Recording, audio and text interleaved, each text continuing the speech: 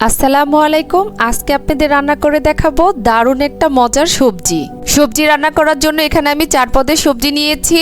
পেঁপে, গাজর, ফুলকপি, বাঁধাকপি আর কিছু মুরগির মাংস সিদ্ধ করে ঝুরি করে নিয়েছি। একটা প্যানে তেল দিয়ে কিছু গরম মশলা দিয়ে হালকা একটু ভেজে নিব।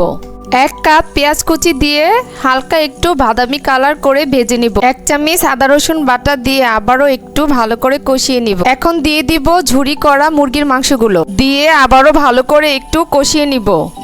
কষানো হয়ে গেলে দিয়ে দিব গাজর, ফুলকপি, পেঁপে, সব সবজিগুলো দিয়ে আবারও ভালো করে একটু ভেজে নেব।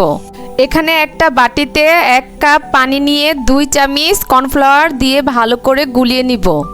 সবজিগুলো ভাজা হয়ে গেলে দিয়ে দিব পরিমাণ মতো লবণ আর কয়েকটা কাঁচামরিচ ফালি দিয়ে আবারও সবজিগুলো কিছুক্ষণ ভেজে নিব। এ পর্যায়ে দিয়ে দিব গুলিয়ে রাখা কর্নফ্লাওয়ারগুলো। কিছুক্ষণ নেড়েচেড়ে দিয়ে দিব বাঁধাকপিগুলো কাঁচা থাকলে আমার কাছে একটু ভালো লাগে, তাই আমি পরে দিয়েছি, আপনারা চাইলে আগেও দিতে পারেন।